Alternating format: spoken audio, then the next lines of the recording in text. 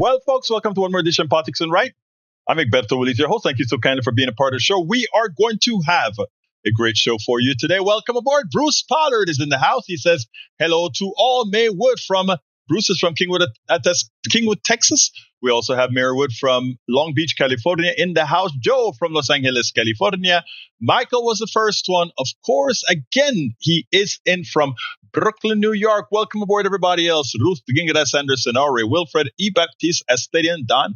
Marge KJ, how you doing? Marge, I saw the thing. I read the entire thing. It was appealing to read. That story that you brought me with the lands, the usage of the land versus the extractive industries. Very good, solid, long read. But thank you very much, Harry Denson, Harry Denson, Missouri City, Texas. Welcome aboard. Anyway, we're going to have a great show. Michael is going to start us off again with one of his videos that he found of interest for us. And of course, if Michael says check it out, Egberto is going to check it out. So let's go ahead and put that up here and get started. Before we get started, here we go. Let me make sure all the connections are set up.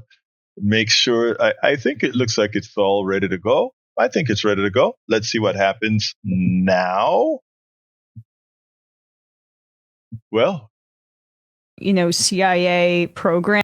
I just also wanted to note, like you mentioned that he was a part of this, CIA program for zero unit vets.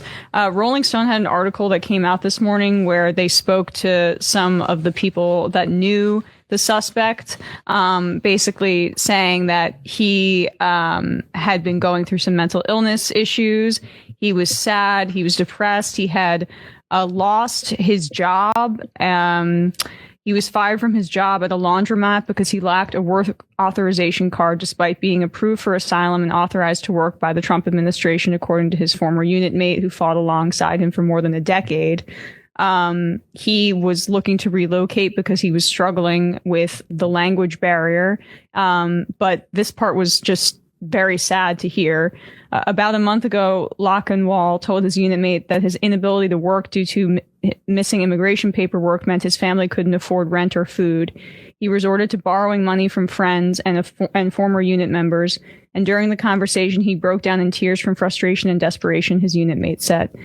Every time, looking for somebody to help for documents, somebody to help pay the rent, he's not going to work, the Afghan unit mate said.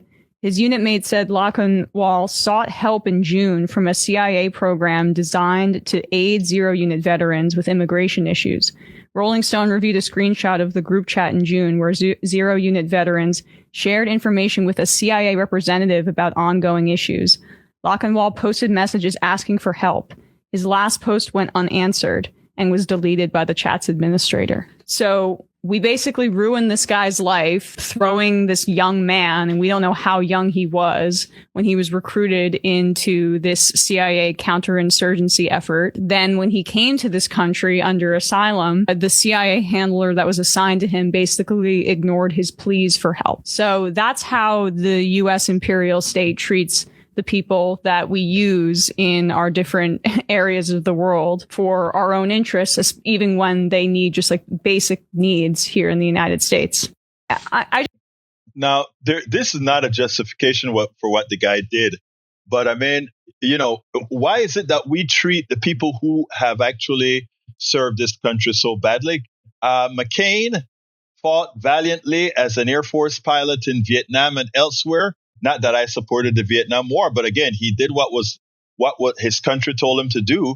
And Donald Trump thought very little about him. Look at our VA, how the veterans are so poorly treated. That is what we are. Remember, we like to sing glory, glory, hallelujah, but this capitalist country doesn't care anything about individuals. It cares nothing about anything other than capital. And when we realize that, when we honestly realize that, we will sing a different tune and we will really start to try to create the utopia that we should be. Because we have it all in this country if we really want to use it. Let's see. By the way, anybody who attempts to justify what we're doing about drug running or the drug war and all of that is at best imbecilic. The truth of the matter is you can't put a big fleet of ships in the middle of the Caribbean and start blowing 1s and 2 ships out of the water and think that you're going to do something about America's drug problem. It is asinine to believe that. I hate to get that graphic with it, but you have to be a plumb buffoon to believe that somehow put in the best aircraft carrier we've got in the middle of the Caribbean and blowing up little speed boats, and that's going to solve the drug problem in America. How dense does a mind have to be to understand that that's a gimmick? If you want to solve the drug problem in America, you have to go out there and solve the pain that Americans are going through, the desperation that Americans are going through. You don't stop it by trying to reduce supply. You stop it by trying to reduce the reason why these people are taking drugs. And it is an economic system that is stifling them. I mean, it is so asinine that some of us, I mean, this morning I got 2 calls, and I'm very nice with the way I handle these calls and the way I work with people. But I swear, when LBW mentioned about Stockholm syndromes and a lot of folks, LBW, I wonder sometimes if it's much deeper than Stockholm syndrome. I wonder if it's a lot deeper than Stockholm syndrome. It's a self-hate. It's a prejudice. It's that if my person is doing something, then I will. You know, sometimes, again, as measured as I ensure and try to be, when folks are harming themselves, sometimes it's triggering.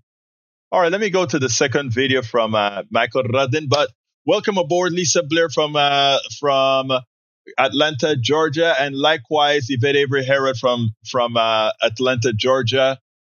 Thank you for being here. Donde más tengo? Let's see if I can find out other video from Brother Rudin. I think this one is it. Let's see what that one is all about, and we'll get it right there now for you. Let's get that onto the screen and move that over here, and we should be able to get that going. Miranda warnings in the room with us right now. Luigi Mangione is back in court this morning with his lawyers trying to get key evidence thrown out, and if they succeed, the prosecution is in trouble. Quick recap. Luigi is suspected of unaliving United Healthcare CEO Brian Thompson. Police officers received a tip that the suspect was at the McDonald's, and to the McDonald's they went. His lawyers say police pulled up to that McDonald's already convinced that Luigi Mangione was guilty, 100% sure of his guilt. So they walk in and they start interrogating him off rip. And as you can see in this photo, he's cornered. So the police get in there, they start asking, what are you doing in New York? Give me your ID. If you give me a fake name and a fake ID, you know you can get in trouble, right? They stand him up. They place him in cuffs. He is not free to leave. Then one officer gets the bright idea to reach for the backpack. The officer opens it and searches the backpack. Mind you, at this point, no Miranda warnings, no search warrants, no nothing. Inside that backpack, the officer finds a gun and a journal. The journal is important because prosecutors are now claiming that this contains confessions and motives for why Luigi Mangione would target the healthcare CEO. And suddenly, when that officer finds that weapon in there, they start scrambling because that officer knows that she has to come up with some justification for searching that bag without a search warrant. So the officer says, oh, I'm checking to make sure that there are no bombs in here. Oh, so now you're a bomb expert. Then why didn't you call the bomb squad? What experience and training do you have spotting and disassembling bombs, especially if the bomb is hidden? That's new. So the officer, in my opinion, knew she was wrong because according to the legal filings, another officer on the scene says we probably need a search warrant for that. Yeah, whoever that officer is, y'all probably should have listened to him because clearly he was the one with common sense. But instead of getting a search warrant, the police take the bag back to the precinct and continue going through it. 7 hours later. 7 hours later, they finally get a search warrant to search the book bag that they already searched and know full well what's inside. I've seen several seasons of Suits, and I don't think that's how this works. So, his lawyers, Luigi Mangioni's lawyers, are arguing that the gun, the bag, and the journal at the very minimum need to be thrown out because the officers violated his constitutional rights. Honestly, this makes no sense. It is not that difficult to get a search warrant, particularly in a case like this, a national case. It probably would have taken them 30, 45 minutes. But because they did not do that, the whole prosecution is shaky. If that evidence is kicked out, the gun, the book bag, the journal, the alleged murder weapon is gone, the bag is gone, and the journal that prosecutors say is basically a confession is gone. And then all of the strongest evidence linking Luigi Mangioni to the crime disappears, making the case a whole lot harder to prove. I'll keep you updated on what the judge says. Well, technically speaking, assuming what she says is true, all that evidence has got to be thrown out.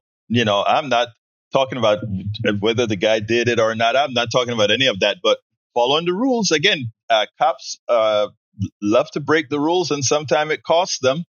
And this one, I think, should cost them because, again, they didn't have no Miranda rights and no warrant to search.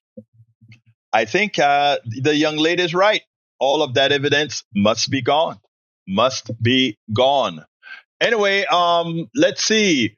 Welcome aboard, Cheryl Jones. How you doing? Gretchen Tirocadis. Barbara Petante. How you doing, Barbara? Great to see you here. Rev Carlton from Canada, I think. La Profesora LBW is here as well. Thank you for being here, guys. Anyway, look, the President of the United States, the purported leader of the world, this is what he sounds like. And this is shameful. Shameful. I want you to listen to this. This is the President of the United States. This is the President of the most powerful country in the world. This is the President of the country that believes it is exceptional, that tries to tell folks, be like us. Listen to this. We're going to go the wrong way if we keep taking in garbage into our country. Ilhan Omar is garbage. She's garbage. Her friends are garbage. These aren't people that work. These aren't people that say, let's go, come on, let's make this place great. These are people that do nothing but complain. They complain. And from where they came from, they got nothing. They came from paradise, and they said, this isn't paradise. But when they come from hell, and they complain and do nothing but bitch, we don't want them in our country. Now tell me, what is the rest of the world supposed to believe as they hear the President of the United States calling people from other people from around the world garbage, and specifically a duly elected congresswoman garbage? When he talks about people garbage, what do you think it does to the rest of the population? Don't you think, or not think? No, it foments hate. It creates a hate permission structure. When we talk about this president, I remember when Obama did absolutely nothing to foment hate around this country, but somehow everything that they did, the right attempted to turn it into some sort of a hateful act, even though it never was. But here we have a president explicitly talking about the rest of the world, people in different places of the world, specifically the parts of the world with people of color, garbage. This is the President of the United States. It is shameful. And all of those who elected this person, who elected this this person that is pretty much behaves like less than a human being. How do you feel now? Do you feel justified by his actions? It is shameful that we have to go through this and that we have 3 more years of this to live with. In as much as we have 3 more years of this to live with, there's one good thing, folks. One good thing. Based on the election that occurred and the 13-point shift that this country is going through right now, included in red areas, we can neuter this guy next year. And we will neuter this guy next year. Let him continue to sleep. Michael, I hope that's a sleeping video. Is that the one that you have there with the with the president sleeping? Let's go ahead and see if that's a cute one with our president who has become a sleeper. Okay. I'm tired from doing too much big boy work. Of next week, we have begun and will begin to stop moving federal funds into those states until they comply and they tell us and allow us to partner with them to root out this fraud and to protect the American taxpayer. Also working with Chrissy and Department of Homeland Security, making sure that everyone that lives inside of public housing is accounted for and that they are American people. And so I say that and I emphasize that to know that we prioritize American people and American people only.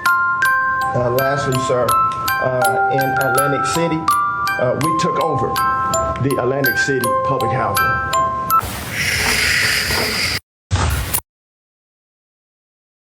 Oh, that was funny. Thank you for that, Michael Rudnin. I mean, you really been scouring those shorts, buddy. You've really been showering those scouts. But I think that music, I want to say that music just may be public domain. Da-da-da, da-da-da, da-da-da-da-da-da. Maybe it's public domain. But if you get me a strike, buddy, I'm going to get you. Anyway, let's continue here. I know where I want to go here. I don't have any more videos, but I have a lot of talking to do. And if anybody want to call, give me a call at 281-823-7747. 281-823-7747. But this morning, like I said, I started to speak about Michael Dell and how Michael Dell gave $6.2 billion. And the mainstream media just look at it at face value. Michael Dell gave $6.25 billion to open $1,000 Trump accounts that 18-year-olds, I guess, will be able to use for college. You know, you put $1,000 in now, they'll probably have, I don't know, 7% compounded every year. Somebody do that for me over 18 years. 7% compounded. Let me back up because I want to hit Hirut Kidan Marian. You know what? Here is a Democrat defending Ilhan Omar. And by the way, don't forget that I also interviewed Ilhan Omar. And to put it bluntly, Ilhan Omar, she said something in an interview with me. You know what? I'll get back to Dell in a minute, but you're tickling my fancy. I want to play the interview that I did with Ilhan Omar because, as it turns out, I think one of the things that she told me in that interview is apropos.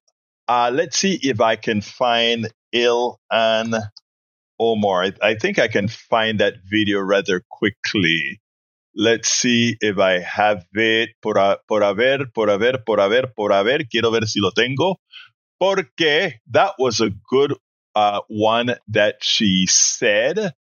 Looking. Ilhan. There we go. I found it. Let me go ahead and play you the interview that I did with her. I met her in Pittsburgh. And let's go ahead and put that out. All right. Let me pause that a second and get that going. Check out what she had to tell me here about immigrants. The president should be ashamed. Check this out. Representative Ilhan Omar, let me first tell you that as an immigrant myself, you are a hell of an honor to have representing us all in Congress. Sweet. Where are you from? I am from Panama, Central America. Okay. Now, I find it ironic that today, from those who many a times have been attacking you unfortunately for wrong reasons, are the ones that are putting our democracy at risk. What are your thoughts on that? Yeah, I mean, it is ironic, right? People who have said that I was un-American are truly now showing how un-American they are. They have contempt for our democracy, for our republic, for our Constitution. And it just goes to show that immigrants really do represent the best of us. Like, no one really loves this country like people like myself and you and all of the immigrants. We chose to be here. We chose to be here. And really feel extreme gratitude for our adopted home that has given us every opportunity that could be available to us. Now, I think one of the problems we have is we have a problem getting our message out. And one of the reasons I do what I do as independent media is to ensure that your message and the message of many others is not misconstrued. It's not really twisted. Yeah. So my question to you is, what do you have to tell? I don't want you to speak to the choir.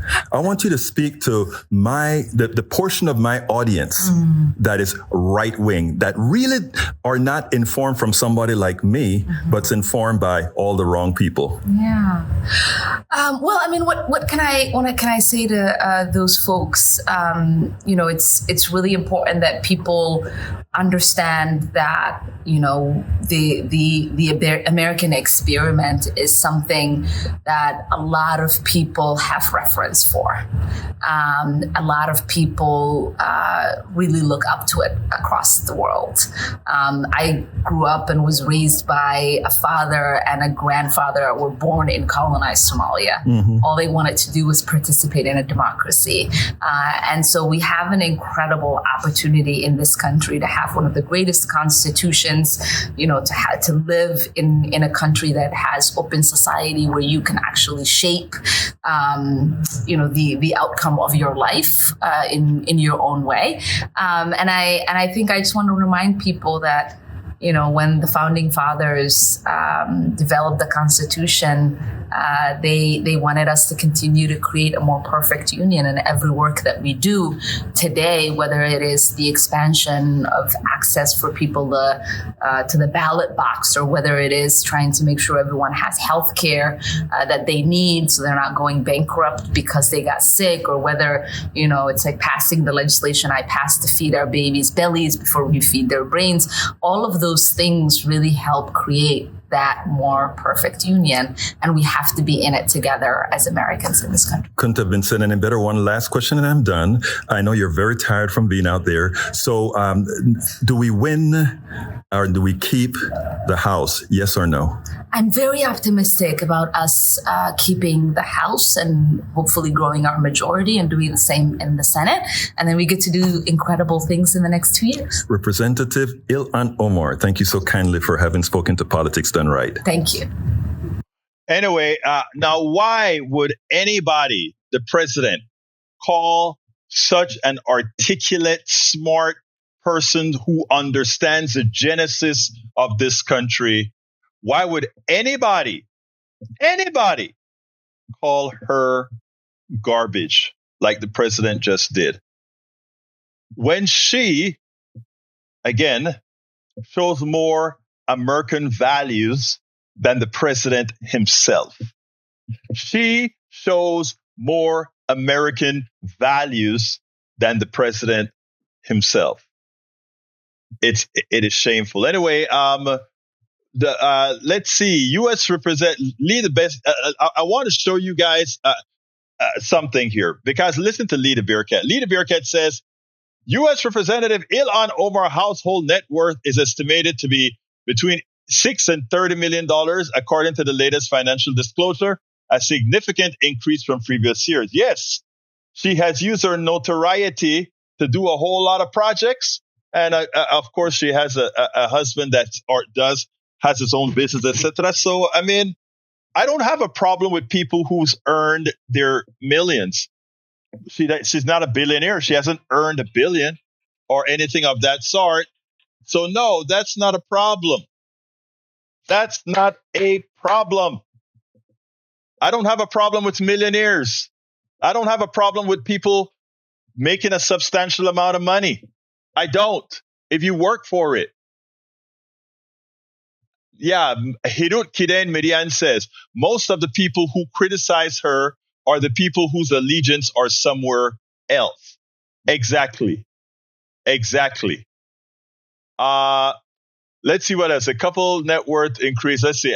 Michael says, while somewhat factual, this claim required context. Omar did have a negative net worth in 2019, according to her financial disclosure filing for that year. Further, her 2024 financial disclosure filed in May 2025 listed millions in assets, but these assets represented estimated valuations for businesses run in part by her husband, political consultant and entrepreneur Timothy Minette, whom she married in 2020. So true, very true.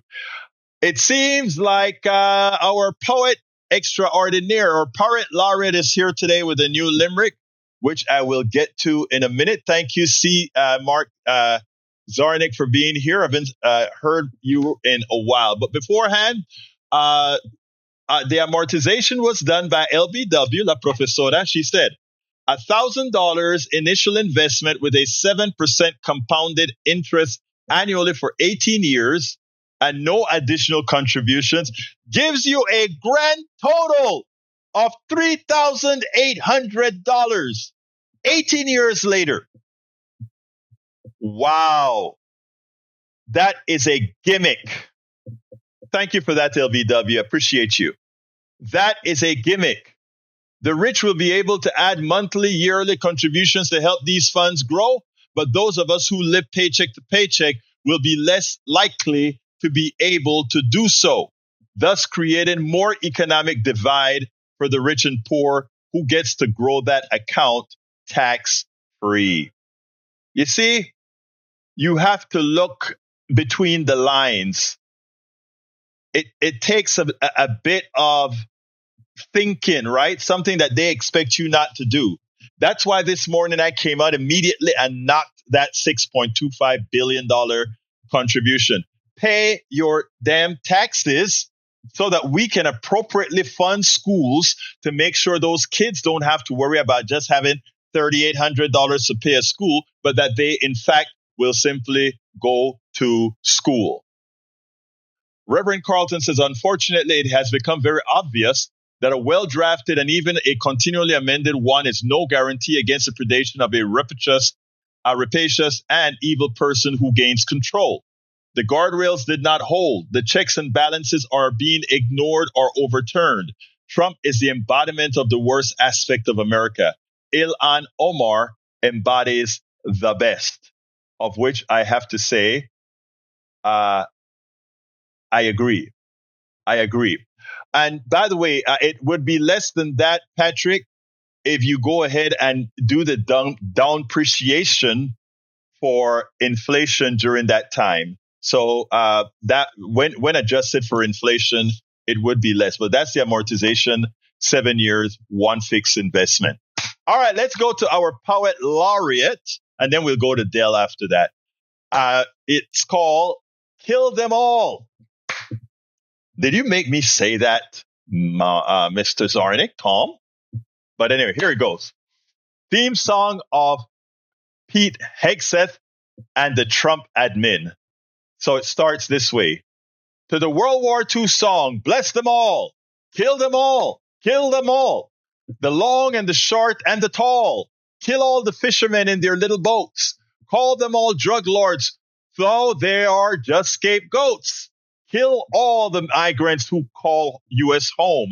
Treat them like puppies who annoy Chris Noem. Kill them all. Kill them all. The long and short and the tall. Kill young and old who can't get vaccines. Kill all the hungry who even lack beans. Kill all Americans who can't afford health care, but give tax breaks to those who won't their wealth share. Kill them all. Kill them all. The long and the short and the tall. Kill all the homeless who are barely alive. Kill all the foreigners without U.S. aid to survive. Kill everyone not Christian and white. Kill all the gay people whose sex isn't right. Kill them all. Kill them all. The long and the short and the tall. Don't stop the killing. Drop the bombs from the skies. Don't stop the fighting where everyone dies. And when no one's still living, demand a peace prize. Blast them all. Blast them all. The long and the short and the tall. And when they're all dead, and the ground is blood red, then cheer up and smile, my friend. For no one knows what a coward you've been. Bless you all. Bless you all. As back to your bunker you crawl. As back to your bunker you crawl. Another good one. This one even had a beat to it. I noticed that. Zarnik, this one even had a beat to it. Love it. Love it. I hope you post that one as well, brother. We are in some interesting times, aren't we? We're in some very interesting times. What is that about Pell Grants, Michael Rudden? Grants and programs. Okay, I got to take a look at that later. Let's see what else we got here. Let's see what else we got here. Okay. Let's talk about that. Let's talk about Dell and that donation. Of course, LBW just proved that $1,000 that every kid gets doesn't amount to much in 18 years. But that same account can be used to work magic for rich people. But it's deeper than that. That donation that he gives won't really come out of his pocket because he will likely use that to get unrealized, to fulfill his unrealized gains when sold. Or actually not unrealized, his realized gains when sold. You know? And that's the thing about how the economic system works for the wealthy. They don't fall under the same rules that we fall under. They get a chance to do all kind of magical things. Like they can make millions of dollars and not make millions of dollars, right? For those of you who listen to the show regularly, you remember what I told you about insurance, how these guys use insurance as a method of conning the system. I have a lot of stocks in the bank. I go ahead and I say, okay, if I have a lot of stock, I can go to the bank and I can say, bank, please loan me $50 million. And the bank says, okay, I'll use your stock as collateral. And I take the $50 million, and I spend it like there's no tomorrow. You don't pay taxes on debt. You do not pay taxes on debt. And I just hold on to that debt and roll that debt over and over and over again. The interest rates on that debt is minimal relative to what the tax would be. So therefore, I roll it over. And not only that, I could pretty much take the debt, invest some of that $50 and make a profit on loaned money, even as the money in my asset value goes up. It's great to be rich, great to have capital, and to have the laws written in such a manner that you don't pay. Anytime you see a rich person, any rich person make a big hullabaloo about giving money to the poor or the government or whatever, look out. Because what is happening then, I guarantee you, there is an out for it. You know, a caller called and they gave me hell because I went against Mr. Smith, who I think paid for 400 medical degrees for students in HBCUs. And I found, while everybody was happy about it and, oh, great, great, great.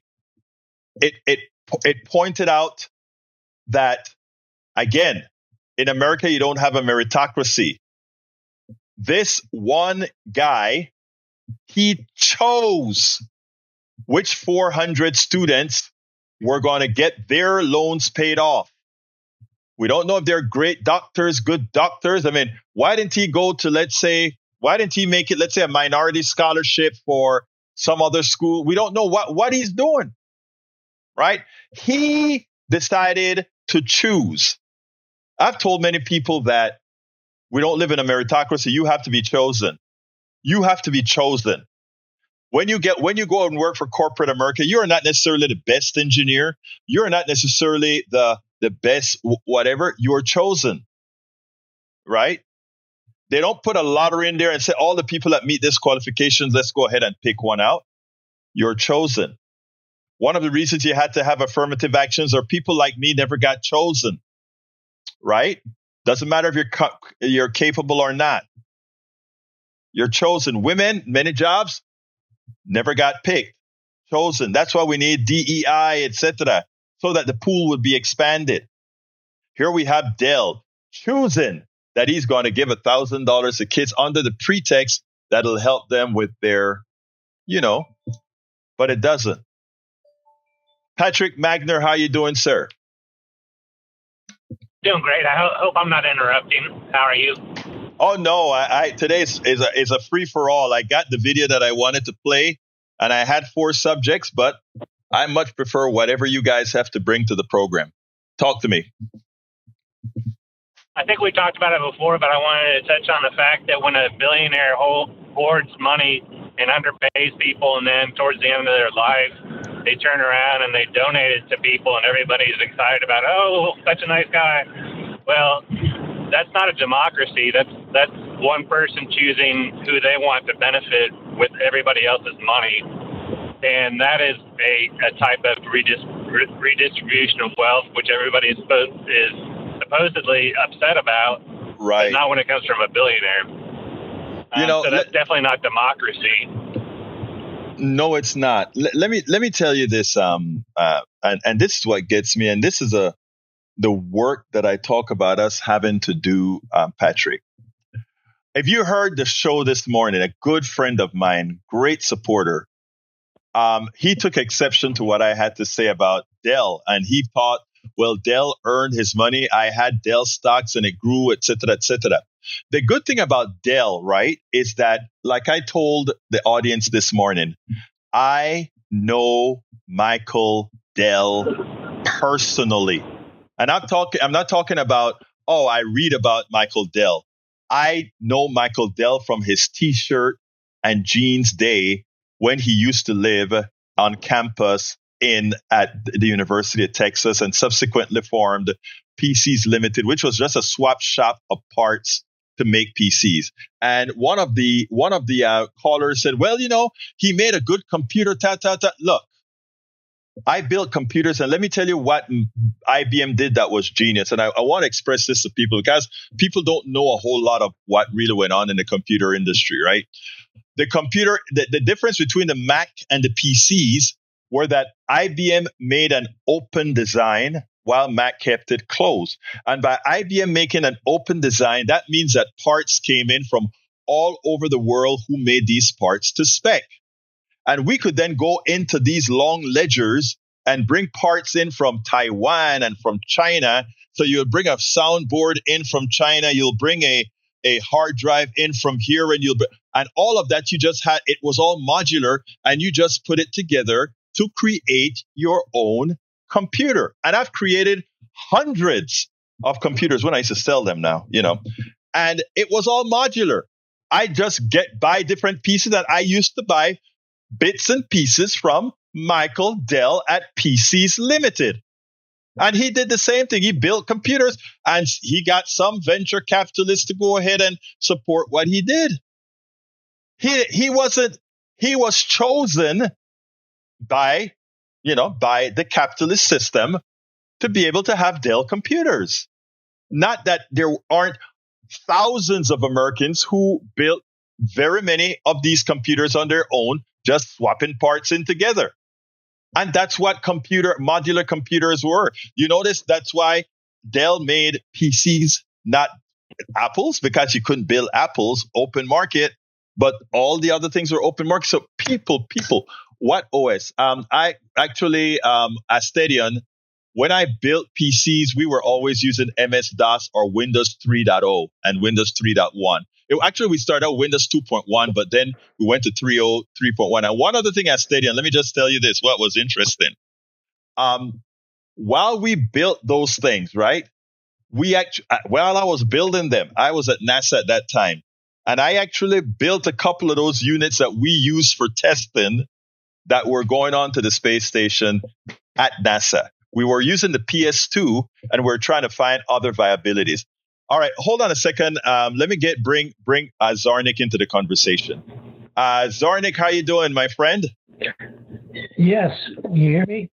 Yes, I can. Yeah, I want to join that conversation about Dell. Yes, talk to me. Okay.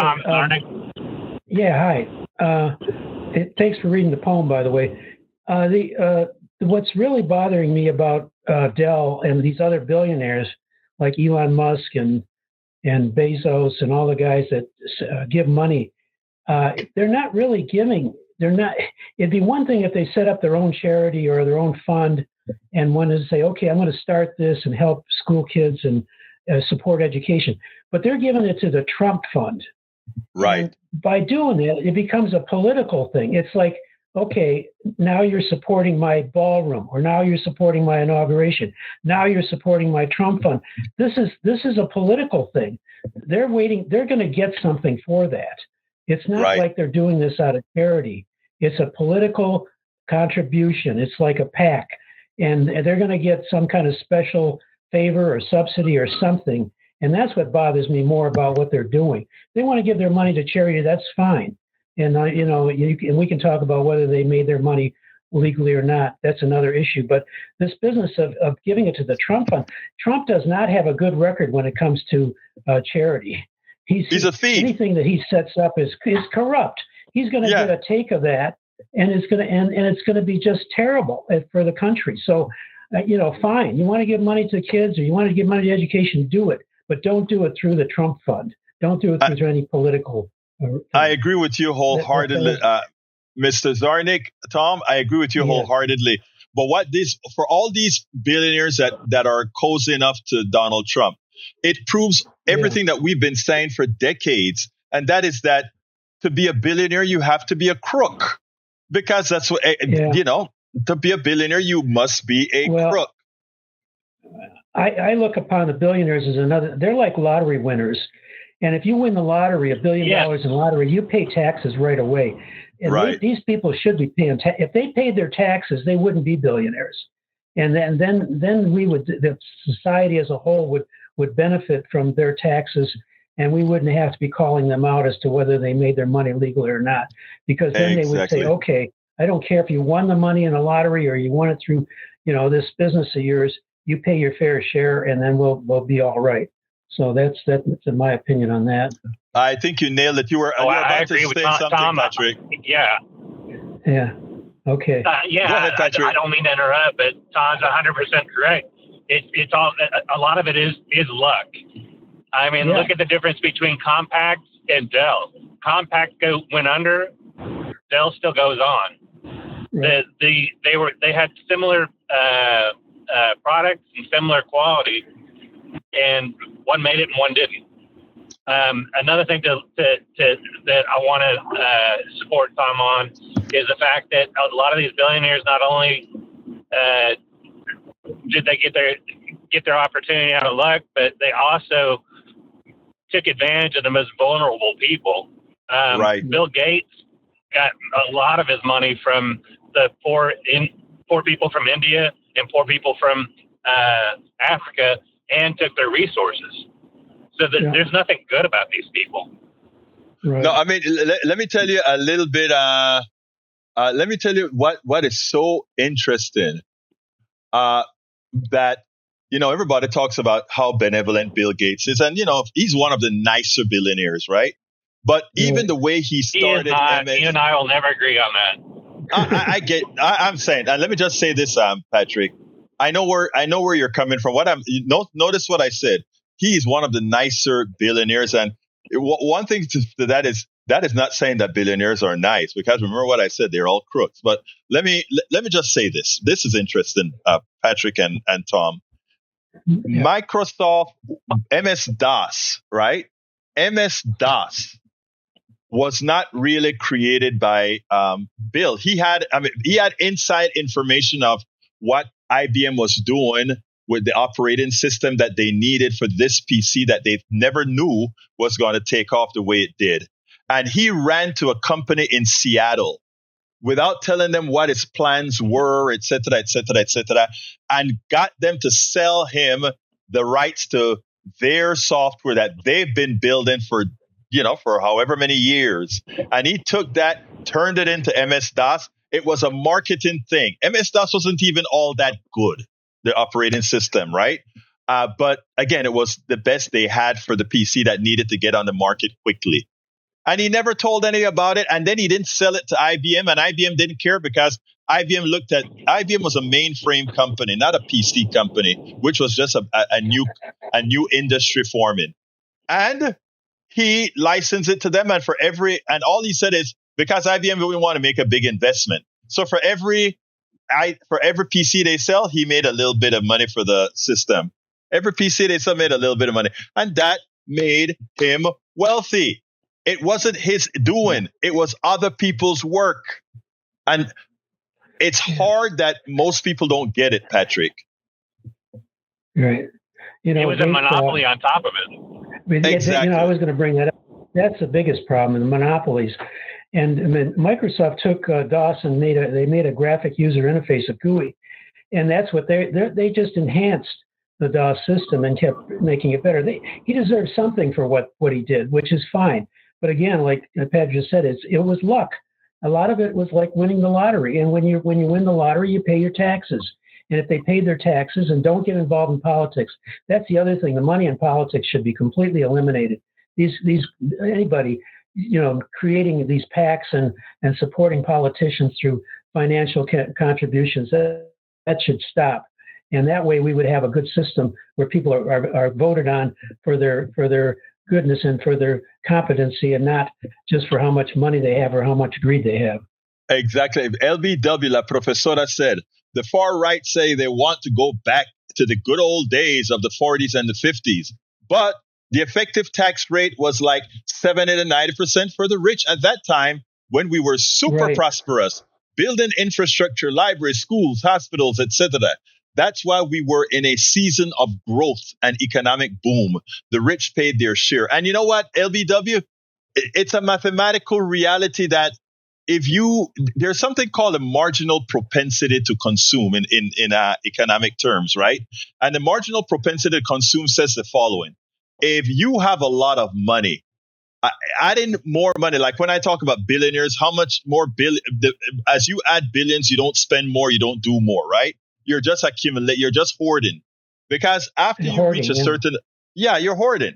After you reach a certain amount of money, you don't do anything for the economy because you're not throwing that back into the system. So when you have a very high tax rate on the marginal increase in that person's wealth or income, you are recirculating that money into the economy, which creates economic activity and allows you to create stuff. And I mean, this is simple math, both Patrick and Tom. This is simple math. Yeah. Yeah. And I was thinking about Elon Musk being the $1 trillion man. I don't know if you remember the old TV series, The $6 Million Man. Yes, I do. Lee Majors. And he became a cyborg, and they gave him robotic parts and made him super strong. But as a result of that, he became like Superman and did good. He fought injustice. He was like Superman who fought for the American way and justice and all that. We got Elon Musk, $1 trillion man. He doesn't care about America at all. All he cares about is himself and, accumulating all this wealth. And, it's terrible. I think that that's just the opposite of what we should be doing. Absolutely so. Absolutely so. I am with you, my brother. I'm with you. But anything else either one of you want to add to the discussion before we move on? That's okay. I think. Yeah. Go ahead, Patrick. I wanted to reference back to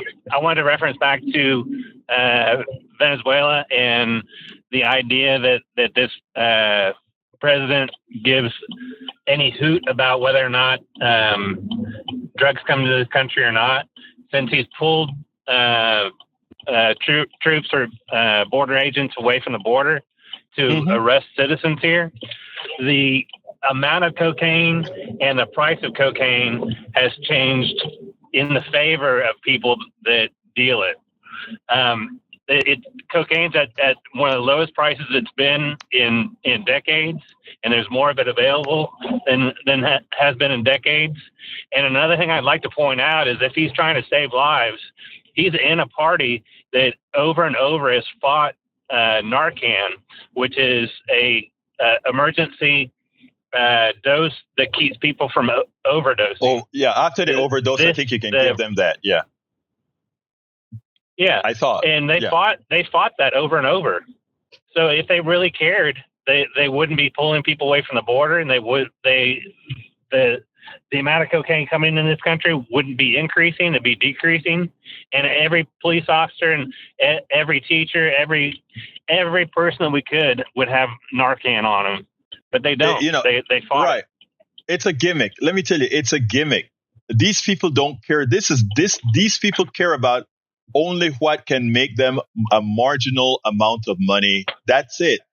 A marginal amount of money. That's what they're into. But anyway, thank you very much for your commentary, both Tom and Patrick. All right. Thank you. Thank you, buddies. All right, folks.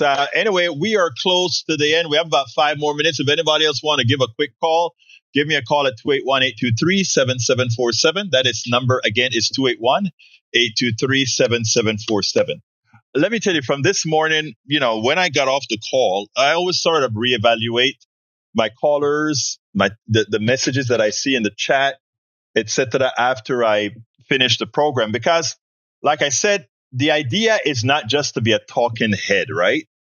The idea is not just for having a program. One of the reasons I call myself now an activist journalist is I hope to bring information out. I hope to catalyze people to go out and do something. I mean, I learn from everybody. I get information from all the other reporters, journalists, etc., and then distill that information. I hope that in doing this, we create, from my sphere of influence, which includes all of you, each one of you have your own sphere of influence. I hope that you are using your sphere of influence to promote what we do here together and teach those who are in your sphere of influence to also address their spheres of influence and have it done in an exponential. That is actually would be an exponential growth, because the mainstream media isn't going to do it. The Dell story. As soon as I turned my head to look at the monitor and see the Dell story, I wanted to throw up, because I'm like, there we go again. Another billionaire looking like a savior, when all they're doing is making things better for themselves. It is just crazy. Hi, Bobby. How you doing? Hi, good afternoon. Talk to me, my friend. I was just going to say, I imagine like a scene where there's 100 Americans in a room, and these foreigners are looking at the Americans, and then the person says they have a combined wealth of $100 million, and so they're like, wow, the average net worth of these guys is $1 million apiece. But in reality, you have one guy that's worth $100 million, and the other 99 have like $20 apiece because they had to pay all their bills, Yes. They could say, though, oh, the net worth is $1 million. Look, their net worth, for these 100 guys is $1 million apiece, but in reality, no, it's concentrated. And I think that the problem is, you look at these young guys on the street, they're out committing crimes, they're doing all this stuff. Why are they doing that? Because education, for instance, it's like unattainable for some people. Mm-hmm. Education, we should be, not to say that, it should be easily accessible. We should be wanting to teach our kids, so that, like a young guy that's out doing crimes, he doesn't, a 50-year mortgage, like they don't have any hope that they can, have any kind of prosperity in the future. Exactly. I think we really need to focus, on education. We need to give them like, look, man, if you, go to school for this and you can learn this and, encourage them, you can actually, but everything seems to be manipulated and controlled, the housing market, the percentage rates, how it all seems like, it definitely feels like a gutting of, the middle class. That is exactly definitely education. Mm-hmm. Look, you're nailing it. If I was to close my 401k, they're going to take the 25% off the top, and then when at the end of the year, they're going to say, oh, you make $200,000 a year. We're going to charge you another, 25. They're going to end up with more than 50% of my whatever I've saved. And I think to myself, okay, I don't mind paying taxes, but what am I getting back? Right. Where is it? We got to still pay for these toll roads every day that have been paid for who knows how many years. They're saying, oh, your Social Security may not even be around by the time you retire. We have privatized healthcare, and everybody's trying to leech everybody for every dollar they're worth. It's like, man, I don't want to say, people need to, like, socialism, like Social Security, you want to, we need to see each other more like a tribe. Like, hey, we are a tribe of people, and we're not going to just, like, leech on each other. We need to watch each other's backs, and we're all going to get old. We're all going to need. So eventually, everybody's body's going to be, failing. You don't want to be bankrupted and put out on the street at that point when you're the most vulnerable in your life after all the hard work you've done. I can't argue with anything that you've said, my brother. And you know what?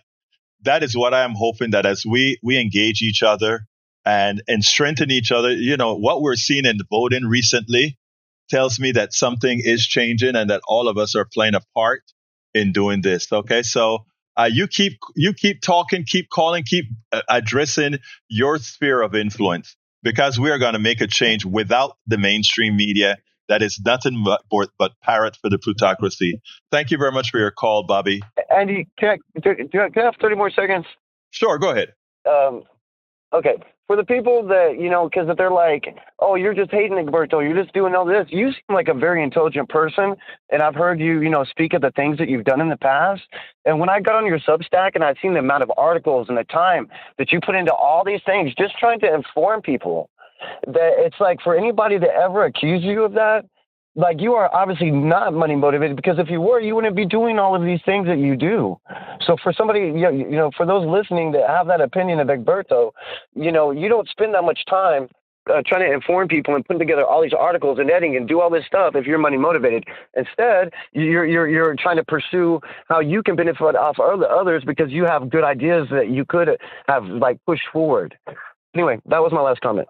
I appreciate the kudos and thank you so kindly, Bob. You have a wonderful rest of your day, sir. You too. And Bobby is right. The thing about it is this, folks. Personally, I am an open book. The things that what Bobby says, the things that I've said, I've done, and what I am able to do, etc.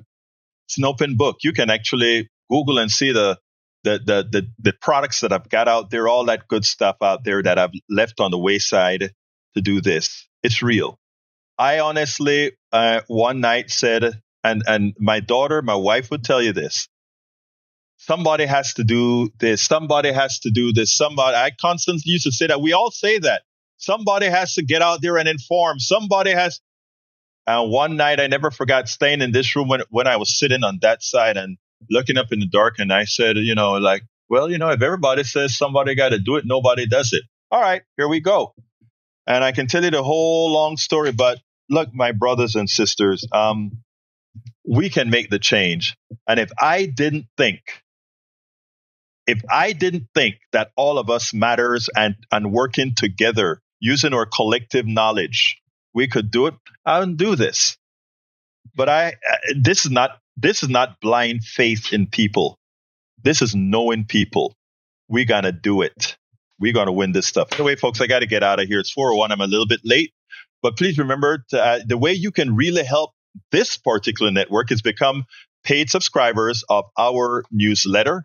And that you can do at politicsdoneright.com/newsletter. Please, we are way, way, way behind in subscriptions to allow us to break even.